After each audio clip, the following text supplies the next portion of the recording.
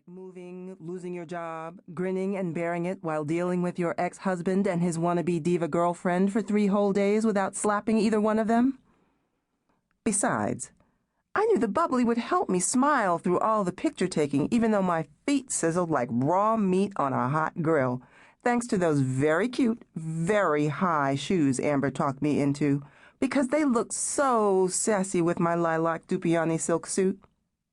And I looked damn good, thank you very much. Better than JJ's mother in that tired blue ruffled muumuu, and let's not even discuss that woman Amber's father paraded around.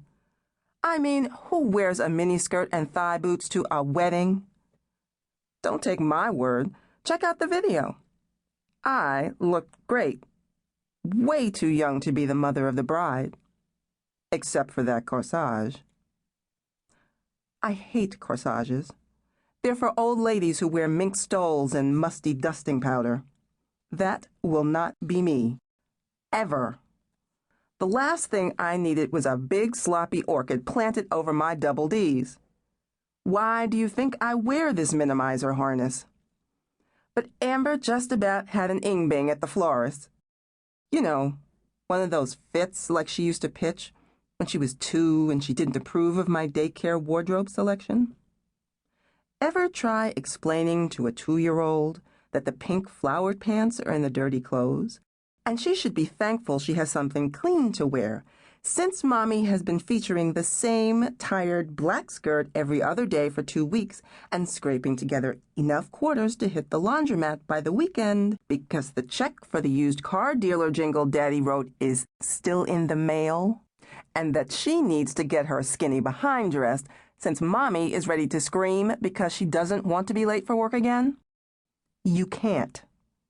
So somehow I'd managed to tease, trick, or threaten her into her clothes, and I'd wash out the pink pants that night by hand. Which pretty much guaranteed the next day she wanted to wear her jeans with the stars embroidered on the back pockets. We sure came a long way from those days. So I wore the corsage. Because Amber has always had first-class taste, thanks in no small part to good home training. Because I love her more than anybody in the world. And because arguing with my daughter can be like convincing a pit bull to let go of your leg, which isn't a bad quality. Early on, I made sure she learned how to stick up for herself. Besides, it was her wedding.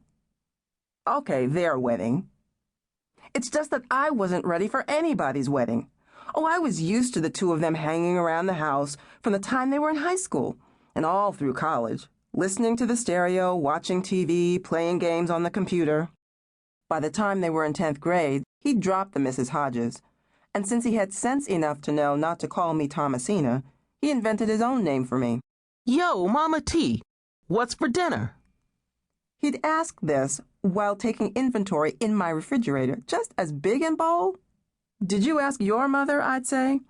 But by then, he'd be setting the table. Placemats, silverware, napkin folded just so. He was always sweet, and I figured he'd be around until Amber chewed him up and was ready for the next flavor. Shows you what I know. Either he is the right flavor, or she hasn't chewed the sweet out of him yet. Anyway, in the fall, after they had both graduated and found their first jobs, I was up early one Saturday, getting ready to get my hair done, and the doorbell rang.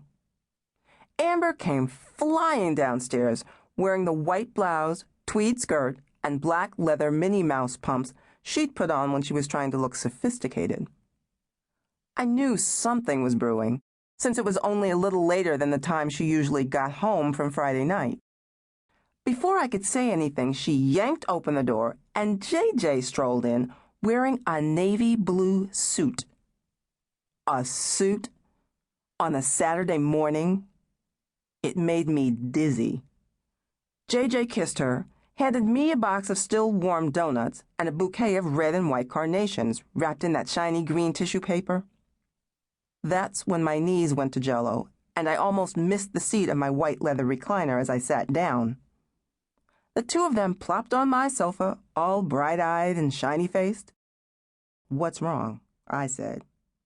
Which I know is not what you're supposed to say when somebody gives you flowers and donuts.